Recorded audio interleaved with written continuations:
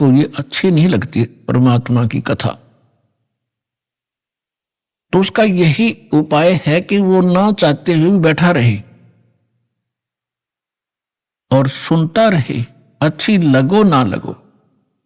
इस वाणी के अंदर इतनी शक्ति है कि कुछ पापों को इस वाणी के श्रवण मात्र से और इस वाणी के चल रहे इसकी रेंज में वैसे भी बैठे रहने से कुछ पाप नाश होते हैं जो ज्ञान यज्ञ से ही हुआ करते हैं। तो इसलिए पुण्यात्मा उसको ये कुनीन का भी काम करेंगी, और जब वो जबर उतर जाएगा, अंतःकरण के अंदर जो पाप प्रभाव था वो कम हो जाएगा, उसके बाद फिर ये मनुखा दाख का भी काम करेगी। इतनी अच्छी लगेगी जैसे बुखार उतरने के बाद स्वस्थ हो जाता है प्राणी, फिर उन्हीं रोटियों को न सब्जी की आवश्यकता समझता, इतनी जबरदस्त भूख लगती है। भूख लगी होती है, घर वाले कहते हैं सब्जी बना देते हैं, रोटी तो है, वो कहता रोटी आन दे, सब्जी फिर देखूंगा। इतनी जबरदस्त भूख लगती है। और जब वो अस्वस्थ होता है, चाहे 3 प्रकार की सब्जी बना दे, नहीं खा सकता।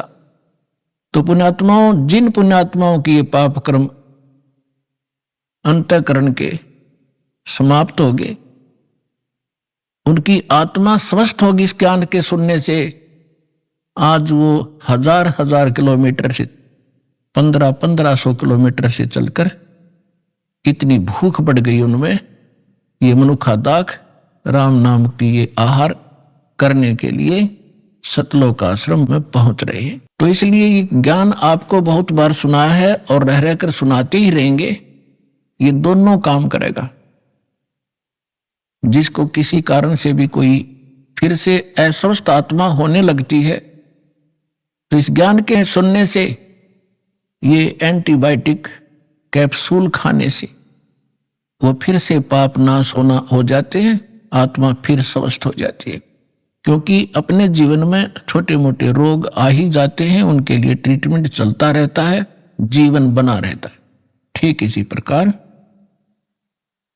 सत्संग में आने से, परमात्मा के वचन सुनने से आत्मा किसी कारण से फिर पापग्रस्त हो जाती है और कुछ अरुचि बनती है साधना में, तो सत्संग सुनने से, दर्शन करने से, प्रणाम करने से, आशीर्वाद लेने से वो फिर से पाप कट जाते हैं, स्वस्थ हो जाती है।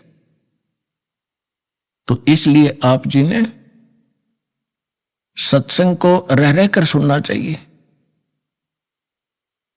एक सत्संग की तरह सुनना चाहिए। समय निकालो, घर पे कभी बैठे हो, छुट्टी हो, सत्संग चलाओ, एकाग्रचित से सुनो, एक एक वाणी पर ध्यान दो, क्या कहा जा रहा है। फिर उसको को छोटी मोटी मन में दोष होता है तो वह तुरंत सेट हो जाता है।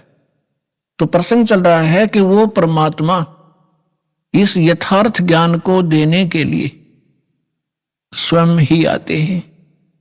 सभी वेद प्रमाण करते हैं